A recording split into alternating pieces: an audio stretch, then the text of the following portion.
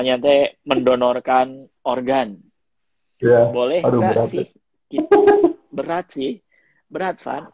Tapi ini kepikiran ya. Jadi waktu itu kenapa kepikiran Hmm. donor organ? Soalnya ada dari salah satu influencer juga yang pernah Hmm. apa namanya? Dia pernah di story-nya ditulis gitu.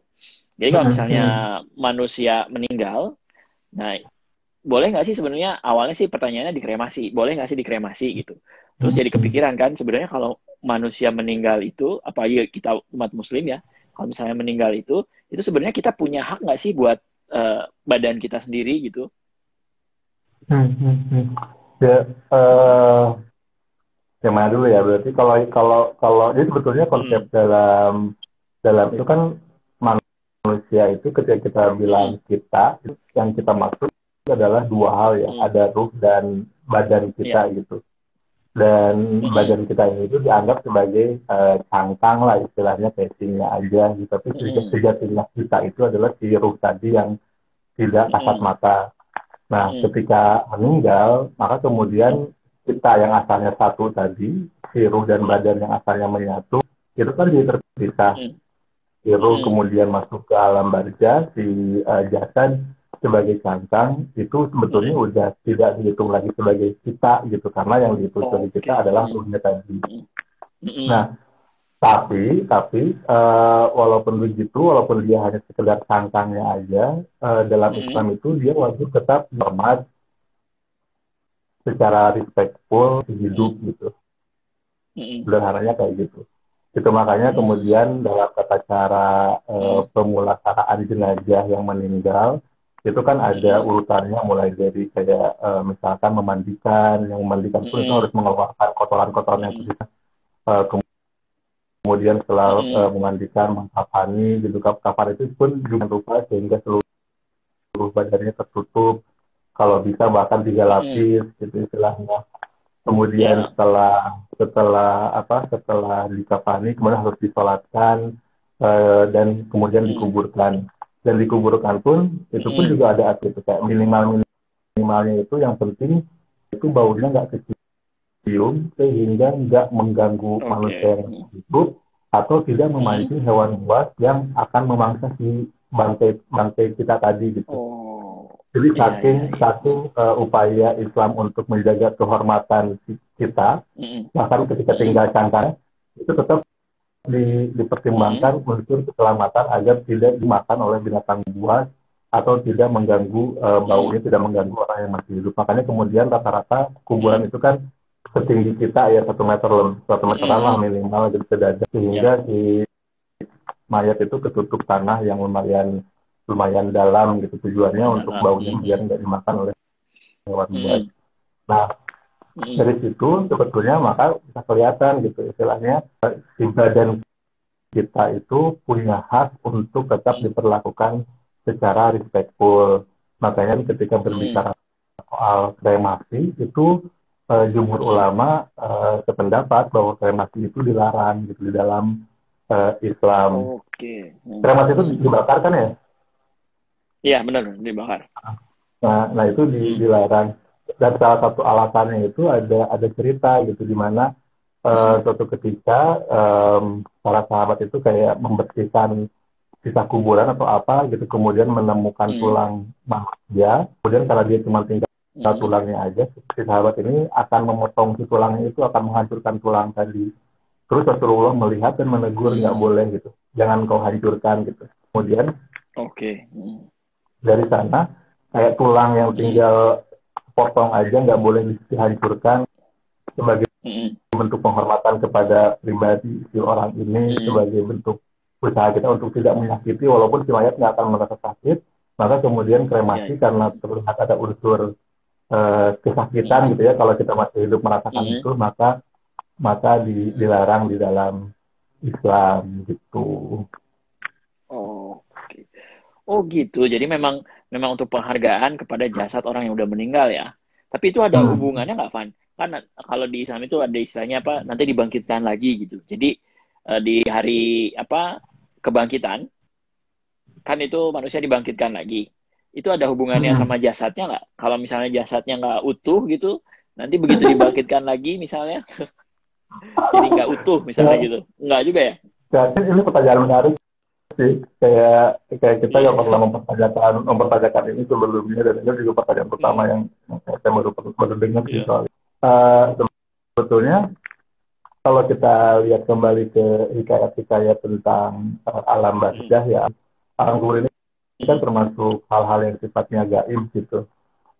Dan unsur itu dalam beberapa hal memang termasuk dalam kaidah keimanan kita, karena dalam keimanan Islam tidak semua hal sifatnya terlihat dan dapat dipahami secara logis. Gitu. Ada beberapa hal yang gaib yang itu kemudian menjadi perasaan keimanan.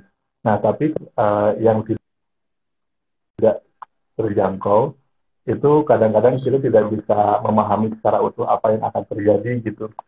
Bahkan kayak surga pun kan sebetulnya digambarkan sebagai analogi kan.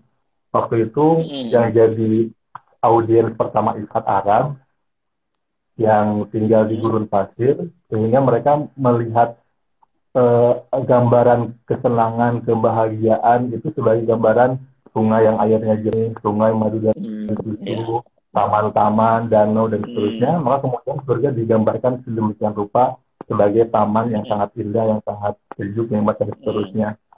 Nah, dalam konteks alam barzah pun juga begitu. Ada banyak tentang kayak siksa di alam kubur dan seterusnya gitu.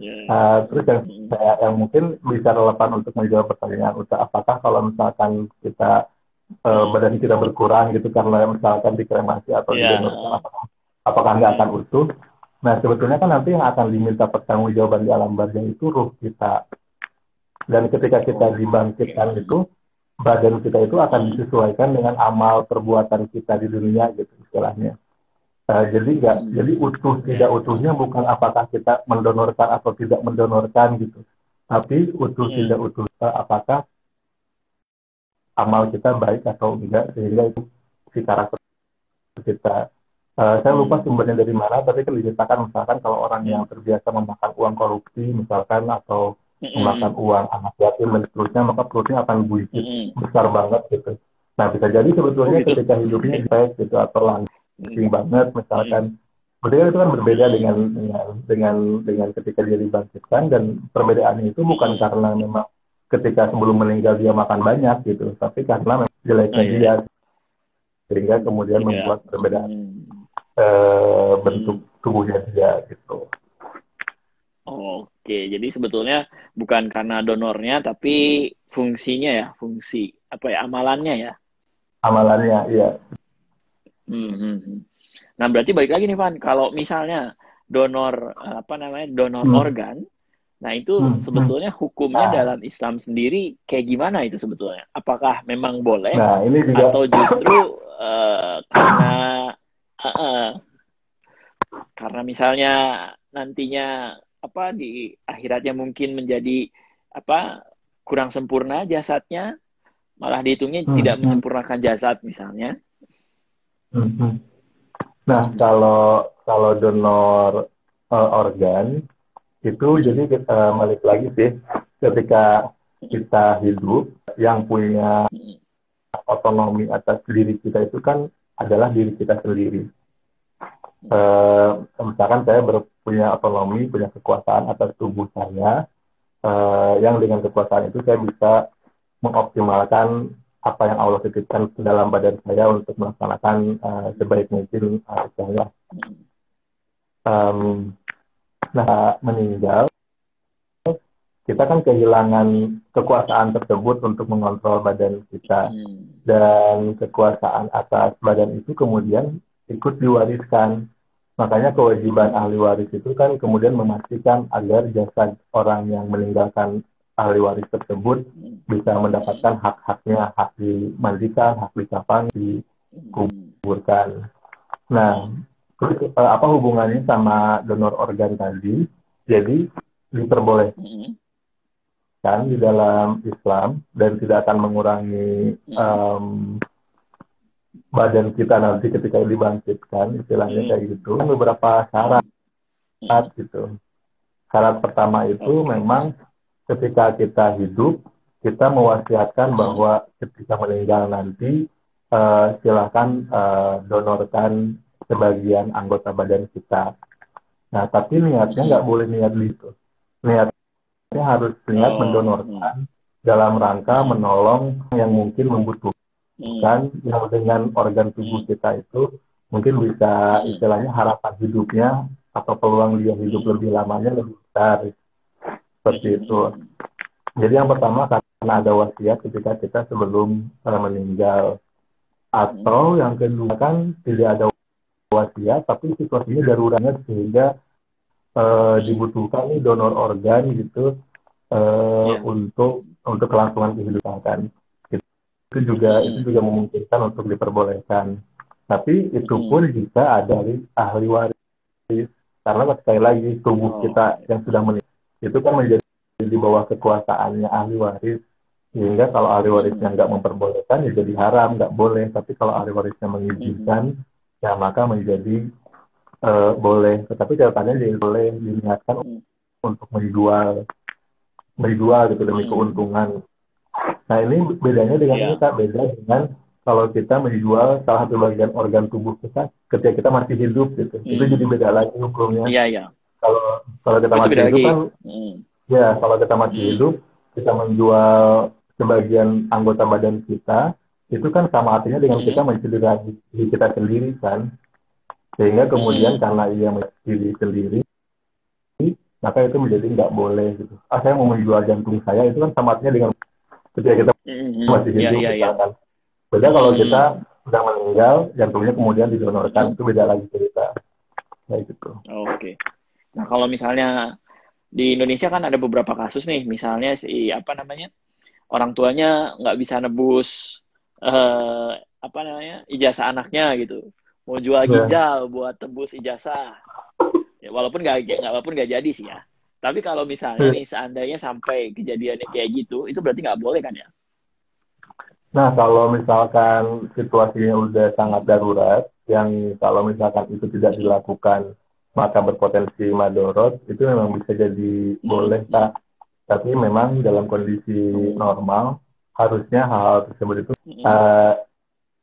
analoginya sebetulnya kayak sistem zakat, sedekah, itu kan fungsinya untuk memastikan agar ketimpangan ekonomi itu bisa dijembatani lah istilahnya, agar orang-orang yang saking miskinnya sampai nggaknya bisa terbantu gitu. Jadi jika sistem zakat ini berbaik dan penyalurannya juga berfungsi dengan baik secara ideal teoritis boleh gitu. Makanya kan sebetulnya orang-orang yang berkecukupan itu punya istilahnya tanggung jawab gitu untuk memastikan orang-orang di sekelilingnya jangan sampailah istilahnya melakukan hal-hal yang sifatnya menyakiti dirinya sendiri demi bertahan hidup gitu.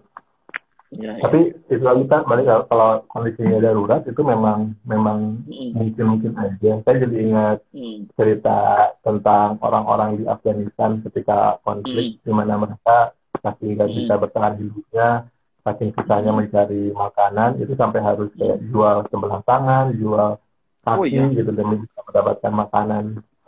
Itu ngeri banget sih. Tapi ya mereka nggak punya pilihan lain kan, kondisinya perang, mereka nggak makan ya mati, kalau kehilangan kaki ya mereka pikir cara ini lebih ringan lah gitu. Itu mengerikan sih.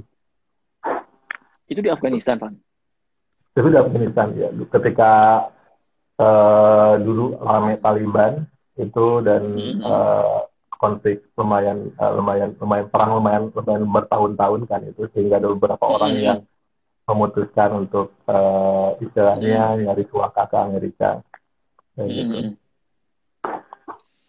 Ngeri juga ya. Nah, tapi ini ada lagi nih, Van. Ada lagi, pertanyaannya adalah kalau misalnya kita kan suka ada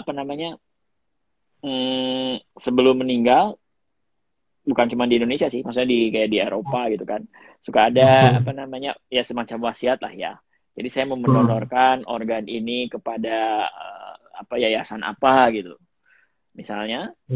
Nah, berarti kalau kayak gitu sebelum kita meninggal bikin wasiat gitu nggak apa-apa berarti ya? nggak apa-apa. Kayak itu tadi, yang Hmm. penting niatnya bukan dijual, Hmm. tapi niatnya untuk kayak menolong orang Hmm. lain, dan kita merasa bahwa ketika kita meninggal, Hmm. organ yang kita donorkan bisa bermanfaat, dan kita berwasiat, Hmm. maka itu boleh. Hmm. Tinggal kemudian wasiat ini menjadi kewarisnya gitu, untuk melaksanakan wasiat Hmm. eh, si almarhum istilahnya, atau almarhumah. Hmm. Jadi sebetulnya apa ya? Kita itu sebetulnya punya hak apa enggak ya buat jasad kita sendiri gitu kan? Maksudnya kan kalau kayak tadi ya, kita udah bikin wasiat, kita punya Nah, wasiat mau donor organ bisa, tapi dalam satu sisi misalnya kalau kita punya keinginan pengen dikremasi itu nggak boleh berarti kan ya? kalau kremasi itu nggak boleh. Mm-mm. Kita puas di kita, tapi Mm-mm. hak itu terkasih oleh aturan main istilahnya. Yang aturan main itu tujuan Oh. awal akhirnya sih Mm-mm. untuk dimaksudkan untuk menjaga kemuliaan kita sebagai manusia Mm-mm. gitu. Makanya kan tadi kremasi, walaupun kita Mm-mm. mau semau maunya gitu, itu kan nggak tetap nggak boleh Mm-mm. gitu. Karena memang Mm-mm. diyakini dalam perspektif Islam, kremasi itu menyakitkan dan menyakiti tubuh kita, Mm-mm. dan itu tidak sesuai dengan keinginan tujuan-tujuan syariah dalam Islam. Terus Mm-mm. kemudian, tapi kalau donor donor organ tadi itu Kak, dia sifatnya ada unsur Mm-mm. sedekahnya, ada unsur menolongnya, dan Oke. dan kitanya udah meninggal pada saat Mm-mm. akhir, sehingga itu tidak Mm-mm. tidak menimbulkan kemapadatan pada kita, karena kita nggak mungkin Mm-mm. kan mati kedua kalinya gara-gara organ kita diambil Mm-mm. setelah kita mati gitu istilahnya. Jadi karena udah nggak ada Iya, dampak iya. negatif Mm. Mati organnya lagi gitu. diambil, tapi ya, jadi Mm. Mm. jadinya itu dalam koridor izin atau kebolehan. Oh, oke. Nah, ini ada titipan pertanyaan juga sebenarnya. Sebelum mulai tadi ada teman juga yang mau nitip. Nah, dia sebenarnya rencana nanti kalau meninggal, walaupun masih masih seumuran kita sih, kalau dia meninggal dia katanya pengen donor organ. Nah, tapi ada nggak sih tata cara dalam Islam tentang donor organ ini gitu? Misalnya apa harus puasa dulu kah, atau misalnya bersihin organnya dulu kah, kayak gitu-gitu sebetulnya ada nggak sih, Man? Nah, tahu saya sih nggak ada, istilahnya nggak ada ritualistik yang kayak Mm-mm. gitu, Mm-mm. karena kan istilahnya istilah donor organ sendiri itu kan di zaman Nabi. Jadi memang tidak ada praktik Mm-mm.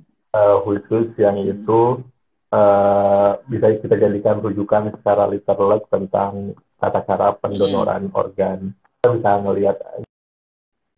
ngelihat sih istilahnya, eh, yang penting patokannya itu adalah serahkan segala sesuatu kan pada ahlinya. Jadi kalau Betul. memang ya, ada ahli yang memang sudah terbiasa dan punya legitimasi keilmuan yang Mm-mm. valid Mm-mm. untuk melakukan pengambilan organ yang akan didonorkan, ya Mm-mm. maka kita harus menyerahkannya pada pada mereka gitu, karena potensi donornya berhasil akan lebih besar jika kita menyerahkan pendonorannya pada orang yang Mm-mm. tepat gitu, Pada ahlinya ya. Mm-mm. pada ahlinya, betul. Itu Jadi aja sih paling sebenarnya simple aja ya. patokannya, Kalau mis simpel aja. Jadi kalau misalnya mau donor, ya sebetulnya nggak apa-apa. Misalnya tinggal bikin semacam wasiatnya lah, kayak gitu ya. Terus nanti diserahkan pada ahlinya. Cukup gitu aja, itu udah boleh berarti ya, Van ya. Jadi nggak ada ritual khusus kayak misalnya mesti pakai rundu dulu kah, atau misalnya cara potongnya nggak boleh segitiga gitu misalnya. Tidak ada. Nggak ada. Hmm, Nggak iya ada. sih ya. Yang mungkin bisa jadi ya, selain tentu saja yang orang yang sudah ahli pasti lebih mengerti ya cara kayak pengambilan organ yang mau Mm-mm. didonorkan gitu. Tetapi Mm-mm. eh, kalau kita lihat sebenarnya skema dalam Islam itu selalu berupaya untuk meminimalisasi rasa sakit Mm-mm. dan meningkatkan kemanfaatan gitu. Makanya kalau misalkan kita menyembelih Mm-mm. hewan aja untuk kurban atau untuk apapun, itu ada Mm-mm. tata caranya yang sangat ketat. Itu mulai dari kayak misalkan harus Mm-mm. bismillah, terus kemudian pisaunya harus tajam, dan untuk Mm-mm. meminimalisasi sakit hewan gitu. Nah kita juga bisa bahwa ketika organ akan diambil, istilahnya tata cara pemotongannya juga tidak dilakukan dengan cara yang kita pikir itu akan menyakiti seandainya orang ini masih hidup gitu, istilahnya yang kayak kalau kayak kita lihat film-film thriller yang kayak ngeri-ngeri banget gitu, langsung langsung di black aja gitu ya, buka ambil gitu ya. Tapi kan kalau kayak tadi Van, misalnya kayak misalnya ya bukan disamain ya berarti, tapi kalau misalnya kurban kan harus, atau misalnya ya analoginya misalnya kurban harus baca bismillah misalnya, atau makanan yang dimakan orang Islam itu disembelihnya apakah pakai bismillah atau enggak, itu kan berubah dari halal jadi haramnya di situ kan ya. Nah, kalau misalnya si donor organ ini pun, apakah misalnya kita mesti ahlinya itu dokternya misalnya mesti beragama Islam gitu baru boleh didonorin, kalau enggak boleh gitu karena merubah hukumnya misalnya. Jadi gitu nggak sih Pak? Yang saya tuh mungkin juga perlu diklarifikasiin kayak salah menangkap ya, tapi yang saya pahami adalah ada sampai aturan khusus bahwa yang mengambil organ kita untuk didonorkan itu harus muslim, itu nggak ada keharusan sampai ke sana sih. Syaratnya itu cukup ada wasiat atau ada izin dari ahli waris untuk dilakukannya kegiatan pendonor. Dan kalau tata caranya tadi yang sebaliknya memang dilakukan oleh ahlinya, dan walaupun agamanya mungkin bukan Islam gitu. Nah ini yang menarik juga ya.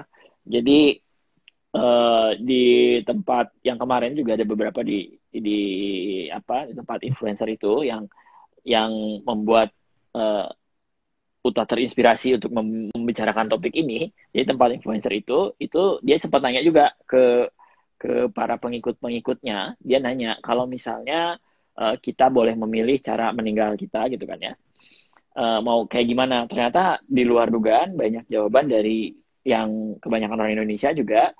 Jawabannya adalah mereka selain ingin mendonorkan organnya, mereka juga ingin dikremasi katanya. Karena apa?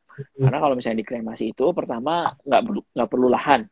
Jadi biar praktis gitu, karena nggak perlu dikubur pertama. Terus yang kedua, abunya sendiri bisa dibawa ke tempat keluarga, jadi keluarga juga nggak usah repot-repot datang ke kuburan gitu misalnya.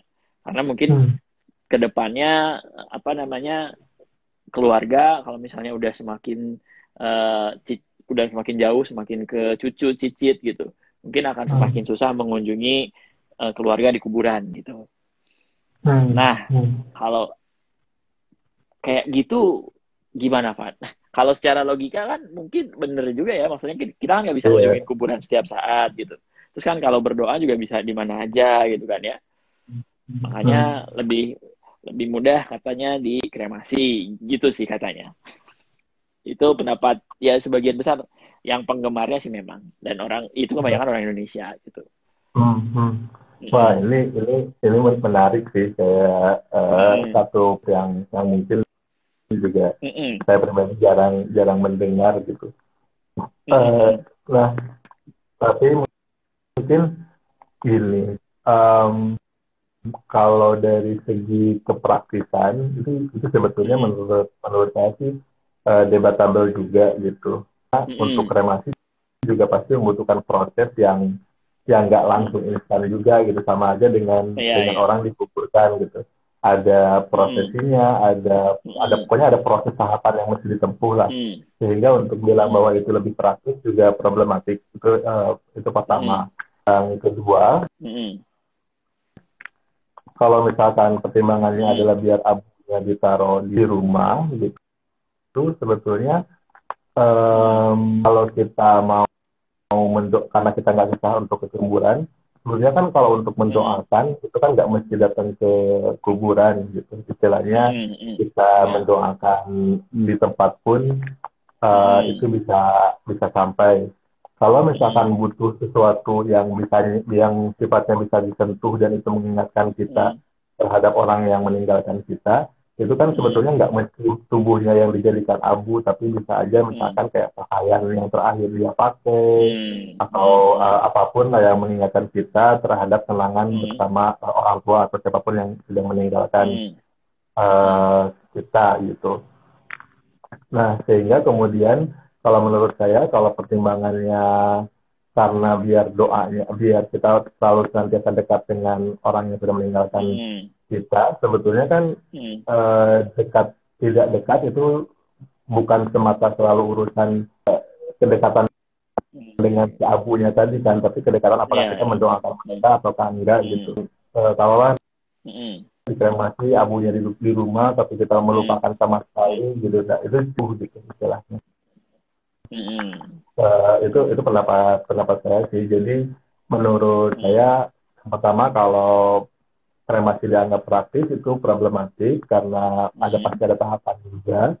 Kemudian kalau tujuan lebih baik dikremasi lebih dekat juga itu problematik karena itu bisa tetap dekat karena jauh dekatnya itu kan dari dalam doa bukan dalam jarak fisik gitu istilahnya. Seperti itu. Ya tergantung baik lagi ya ke orangnya, dia maunya gimana. Cuman kalau secara Islam sendiri kan berarti kalau dikremasi itu anggapannya menyakiti jasad berarti ya kan ya. Betul. Sejauh ini kita belum menemukan Pak yang memperbolehkan untuk dikremasi gitu, rata-rata langsung saklek itu nggak boleh gitu karena pertimbangannya menyakiti, analoginya Rasul melarang orang yang ingin menghancurkan tulang-tulang yang udah tinggal udah lama banget sih istilahnya. Ya belum ketemu sih, nanti mungkin kalau ketemu bisa jadi direvisi, tapi sejauh ini yang tahu itu. Terima kasih buat yang baru gabung. Ini yang baru gabung tadi ada yang nanya, Van, ini bahas apa sih gitu. Dari tadi kita udah ngebahas ini ya, namanya donor organ.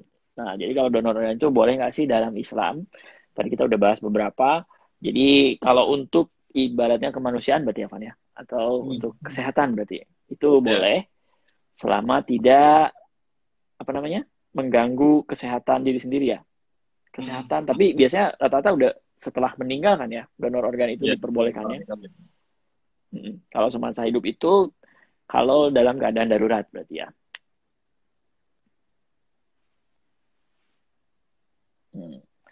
Nah ini buat teman-teman kalau misalnya ada pertanyaan, selagi ada Kang Irfan, silakan langsung di komen aja, nanti kita bacain.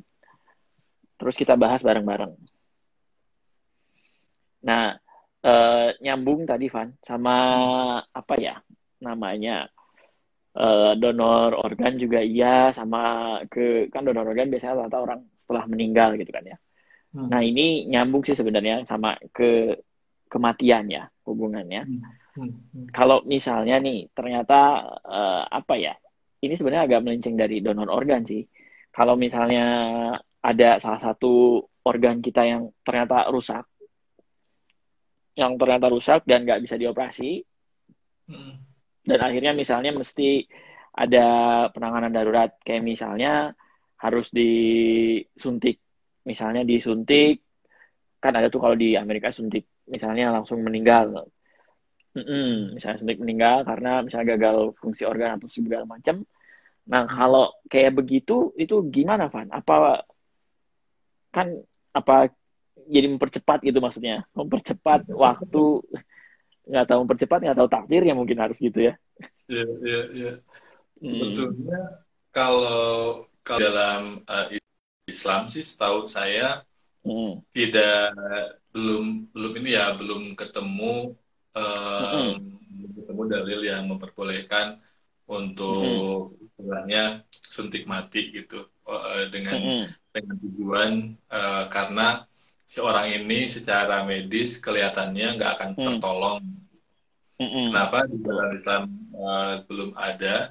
Karena dalam Islam itu sudah pemahaman saya itu meyakini bahwa kadang-kadang dengan medis perkiraan manusia tentang umur kita dengan segala perhitungan matematisnya, kalau fungsi ini gagal berarti bakal begitu itu kadang-kadang meleset juga. eh, dalam Islam itu istilahnya ada ada keyakinan bahwa di luar perhitungan yang logis itu pertolongan min haitsu la yahtasib yang sifatnya nggak masuk di akal, sehingga kemudian sedikit ya kalau memang belum menemui ajal secara alamiah dalam tanda kutip ya harus diupayakan terus kesembuhannya gitu. Itu bagian dari upaya kita untuk sembuh, mengobati sakit kita gitu.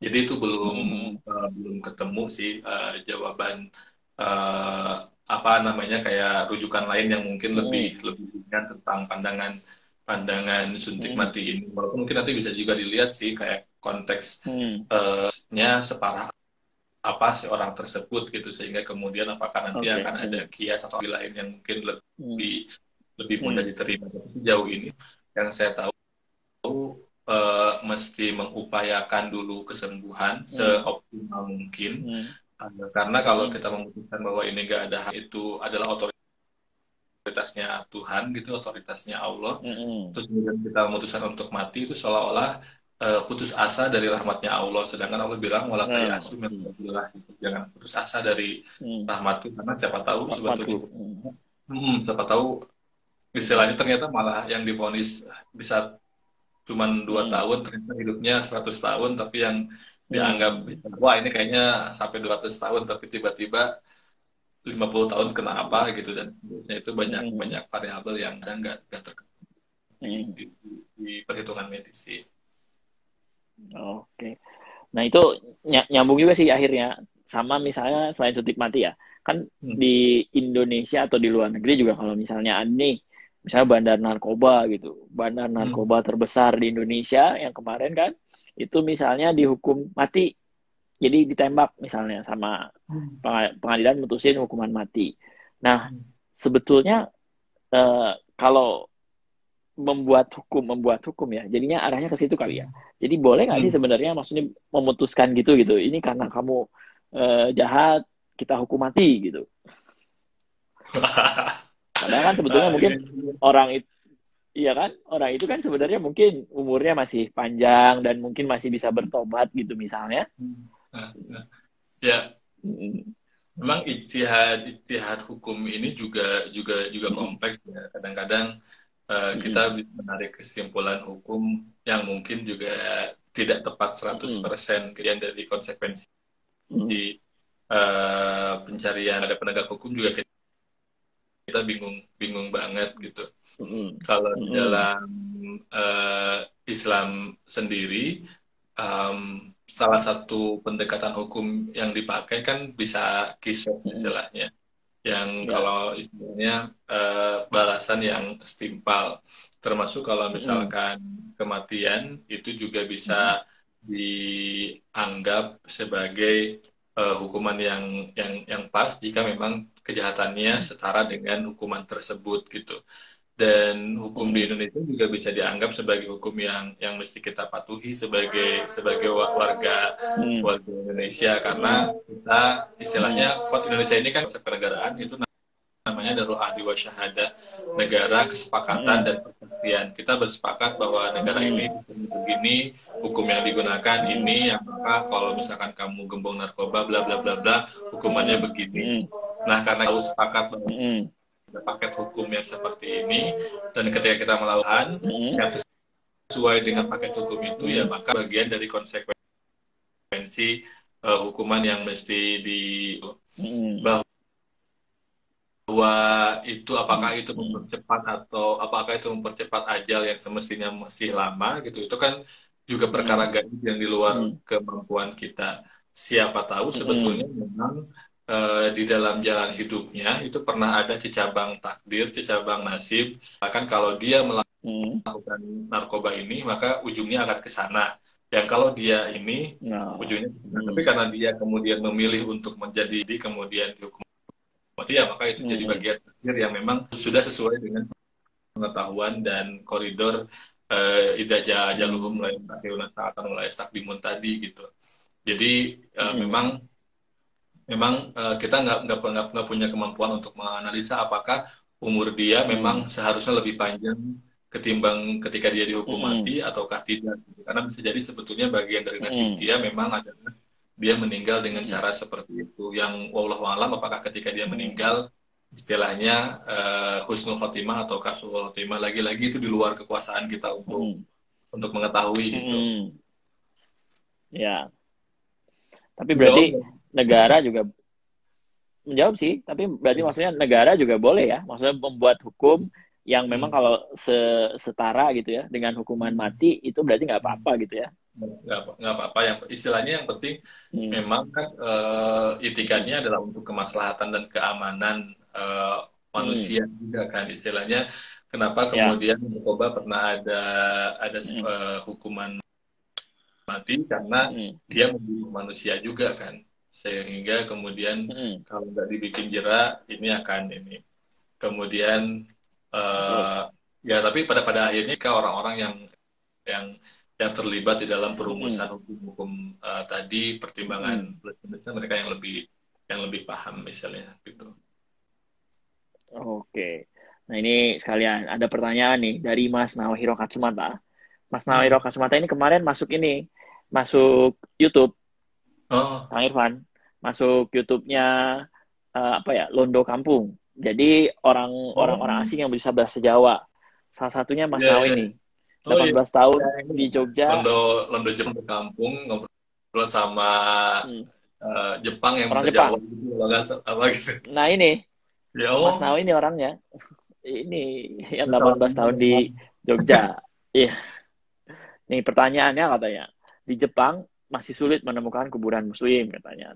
Umumnya diarahkan pemakaman kremasi. Jadi situasinya memang harus kremasi gitu ya. Pada umumnya ya. Kalau di Tokyo sih ada ya beberapa kuburan.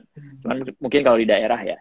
Nah ini apakah bisa disebut keterbelakangan pendidikan Jepang terhadap muslim? Atau mungkin diskriminasi kali ya? Nah, ini Uta yang bisa jawab nih. Ini gimana ya? Gimana dong Mas Nao nih? Ya mungkin berarti pemahamannya kurang ya terhadap muslim yang harusnya dikubur gitu. Tapi kalau menurut Islam sendiri, kalau misalnya keadaannya kayak gini, berarti nggak apa-apa tuh kan dikremasi. Karena Nah, maksudnya nggak situasinya ya. hmm, hmm. Ini juga juga menarik karena beberapa waktu lalu itu sempat rame tuh di Sri Mm-mm. Lanka, Muslim Ya. yang COVID kemudian Mm-mm. dikremasi gitu. Mm-mm. Nah, padahal kan secara hukum nggak boleh kan, walaupun bahkan ketika COVID Mm-mm. protokol juga juga tidak boleh dikremasi, istilahnya Mm-mm. seperti itu. Nah, Ya. tapi kemudian pemerintah Sri Lanka memaksakan untuk mengkremasi bahkan Muslim sendiri. Nah, ini memang Mm-mm. problem minoritas di mana-mana gitu kan. Kalau di Indonesia Mm-mm. mungkin problem mirip-mirip serupa itu dirasakan oleh teman-teman non-Muslim gitu. Yang Mm-mm. kadang-kadang teman-teman Muslim juga nggak ngeh soal itu. Nah, Ya. eh, terus gimana kalau di Jepang istilahnya sih kalau saya kemarin mengikuti yang kasusnya Sri Lanka gitu Mm-mm. upayanya itu adalah kalau misalkan masih bisa diupayakan dengan istilahnya diplomasi atau negosiasi atau Mm-mm. istilahnya dengan Mm-mm. cara-cara yang sesuai dengan koridor hukum lah istilahnya itu Mm-mm. Mm-mm. maka bisa dilakukan. Tapi jika memang udah mentok-mentok banget gitu kemudian Mm-mm. ternyata ternyata nggak bisa ya pada akhirnya kalau kita misalkan meninggal dan Mm-mm. dikremasi itu nggak jadi apa-apa kan nggak kena nggak apa-apa karena Mm-mm. memang situasinya Mm-mm. darurat dan kita tidak bisa mengubah situasi tersebut Mm-mm. kan ini mirip-mirip dengan Mm-mm. misalkan kayak kita makan bangkai gitu itu kan makan bangkai kan nggak boleh tapi Oke. kalau Mm-mm. darurat jadi Mm-mm. boleh gitu. Kalau kita nggak Jadi makan boleh ya. nanti Mm. nah ini kalau misalkan kita misalkan memberontak kemudian juga berakibat pada ketidakselamatan kita juga kan juga fatal. Mm-mm. Yang mungkin bisa Mm-mm. dilakukan adalah istilahnya edukasi kebutuhan.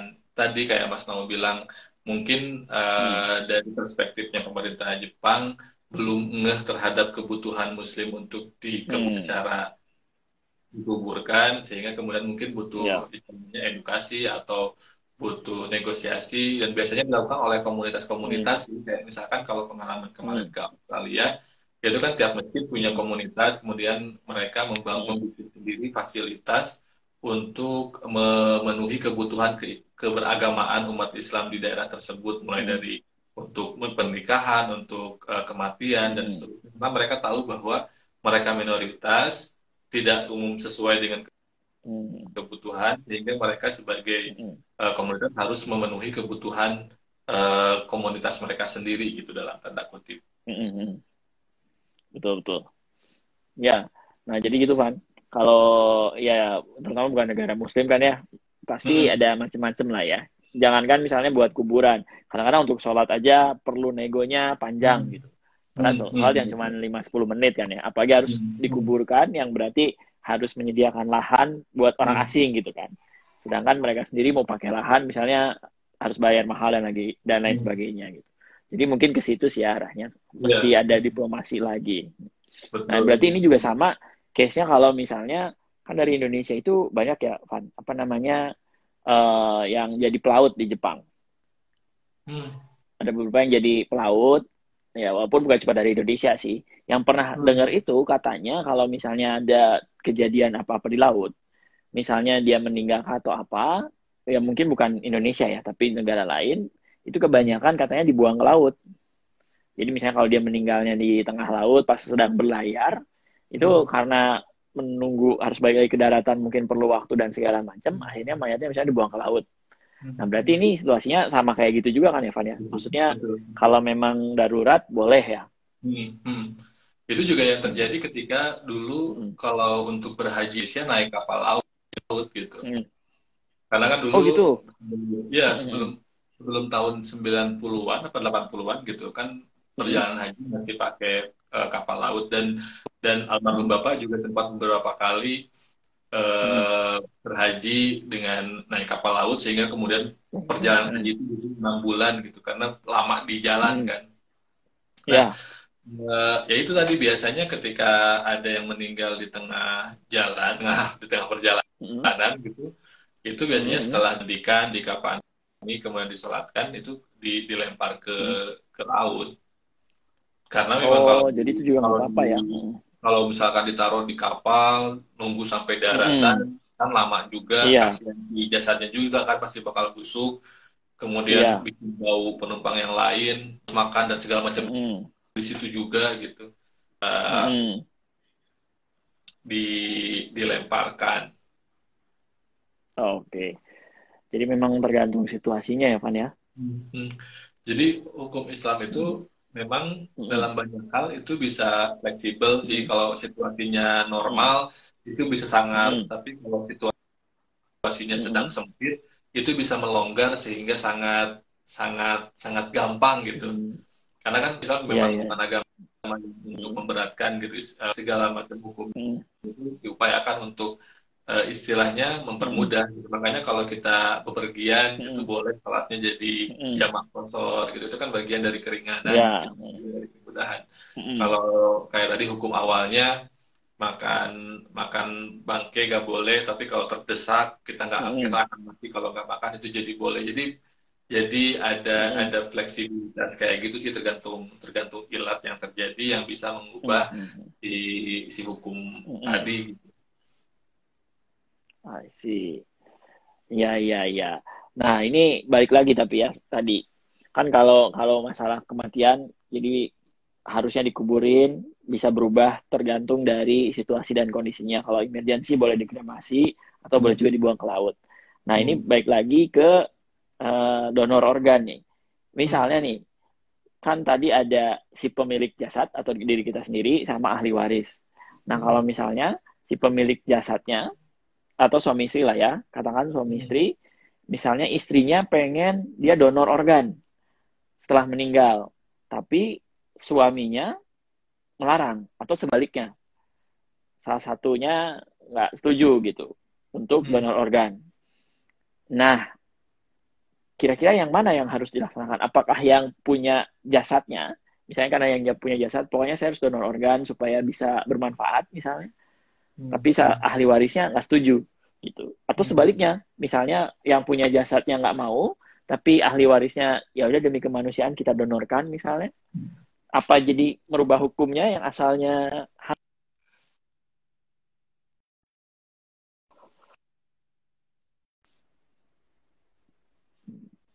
barusan agak keputus tak, tapi mungkin Oh. kita coba ini. Jadi istilahnya kalau Mm-mm. ada perbedaan pendapat, yang satu pengen donor, yang satu lagi nggak mau, Nggak itu pengen. gimana? Gitu. Iya. Apa yang pasti Mm-mm. ini? Heeh.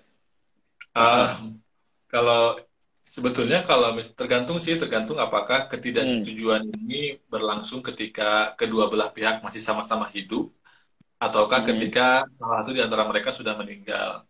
Kalau misalkan Oke. ada suami istri Mm-mm. yang satu pengen donor, kata istrinya Mm-mm. nggak boleh, misalkan kedua-duanya Mm-mm. masih hidup, ini ya Mm. Mm. harus istilahnya harus didiskusikan.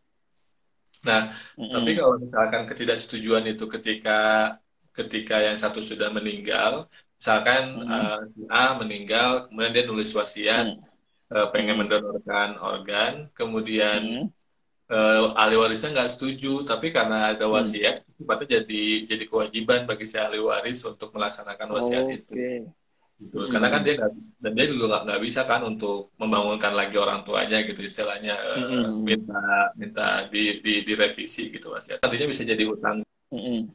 juga kan, kalau misalkan Mm-mm. nggak ditepati gitu. Tapi Mm-mm. secara umum sih pada akhirnya ketika sudah dewasa yang punya kekuasaan atas kita Mm-mm. itu diri diri kita. Makanya kan kayak baik buruknya Mm-mm. semua hal yang kita lakukan konsekuensinya kan akan datang ke kita juga.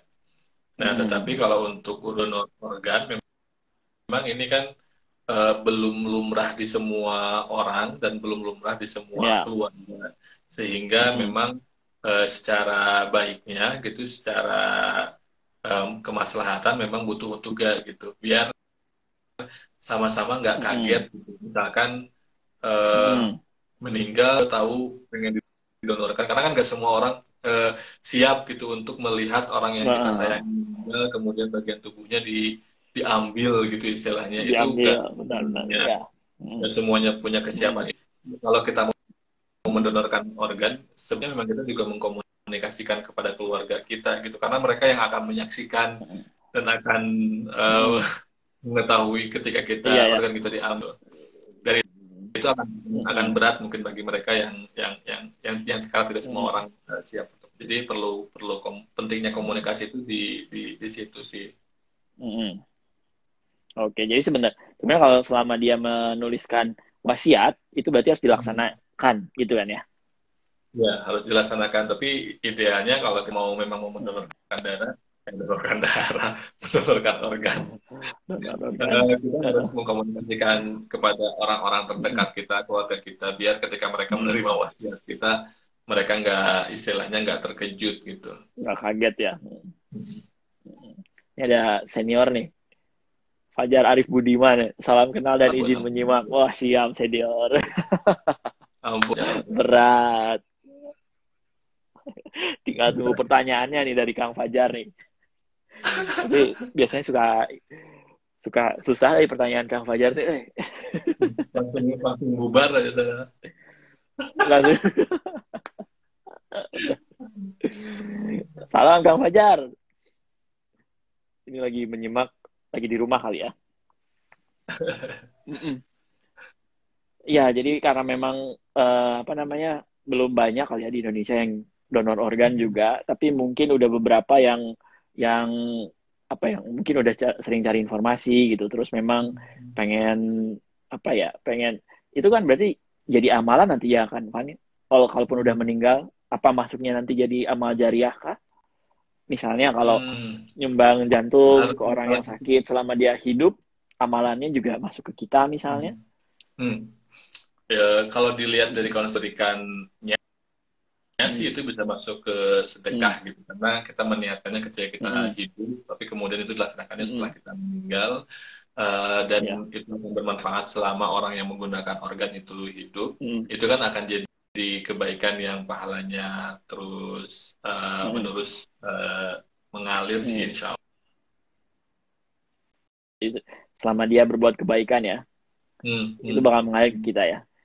Tapi kalau Ya sebaliknya tapi enggak kan kalau ya. dia Misal kejadian itu di luar tanggung jawab.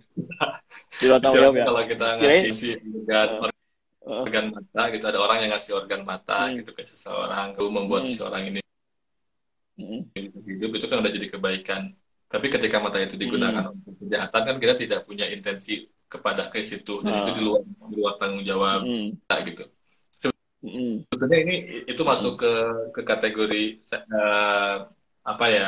Kalau itu masuk ke kategori di mana Allah mm, menegaskan bahwa rahmatnya itu lebih besar ketimbang mm, azabnya, bahwa kasih sayangnya lebih besar ketimbang mm, siksanya gitu. Sehingga kemudian ya, banyak mm, sekali hal-hal yang kalau ia berpotensi dosa, maka minimalisasi sedemikian minimal sehingga dia menjadikan dosa kepada kita gitu. mm, Tapi kalau tensi kebaikan oke, mm, bisa jadi berlipat mm, ganda sehingga bisa melipat gandakan tabungan mm, kebaikan kita.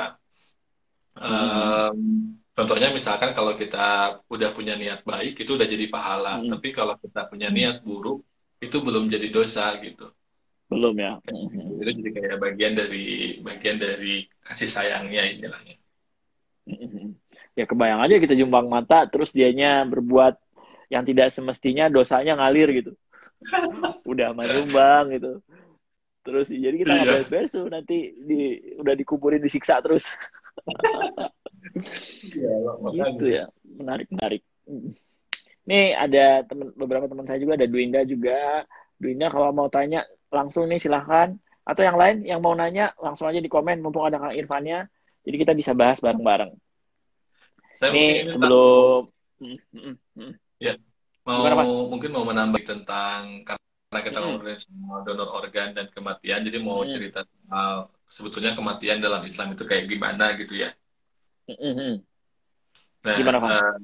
ya, jadi memang konsep kematian di dalam Islam itu bisa dilihat dari berbagai perspektif. Perspektif pertama itu Mm-mm, kematian mm-mm, sebagai penanda bahwa hidup di dunia itu sementara dan mm-mm, lakukan di kesementaraan hidup di dunia ini mm-mm, akan dibukan pada kehidupan setelah kematian. Em, mm-mm, Sehingga kemudian yang jadi konsep besar dalam Islam ketika mm-mm, awal muncul itu sebetulnya adalah kesadaran bahwa setelah kita meninggal itu semua perbuatan kita akan dimintai pertanggungjawaban. Yang pada saat itu orang-orang mm-mm, Arab tidak punya kepercayaan bahwa setelah kita meninggal ya sudah selesai semuanya gitu, tidak akan ada pertanggungjawaban apapun gitu. mm-mm, Sehingga kemudian tidak ada mm-mm, sikap kontrol yang kuat untuk mereka menjadi manusia mm-mm, baik lah istilahnya. mm-mm, Terus, tapi kemudian yang konsep yang kedua adalah yang melihat kematian sebagai proses kita mengembali.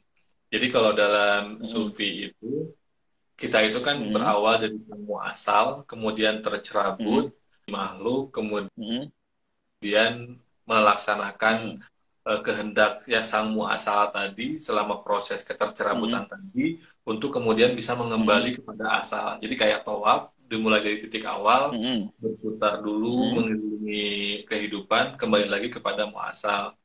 Makanya konsep Oh, innalillahi wa inna ilaihi rajiun itu kan biasanya kita pahami mm-mm, sebagai ungkapan bela sungkawa kalau ada yang meninggal. mm-mm, Nah, kalau mm-mm, misalkan secara tasawuf sebetulnya innalillahi itu kesadaran bahwa kita itu mm-mm, hidup di antara innalillahi mm-mm, bersumber dari Allah dan ilaihi mm-mm. rojiun dari Allah gitu.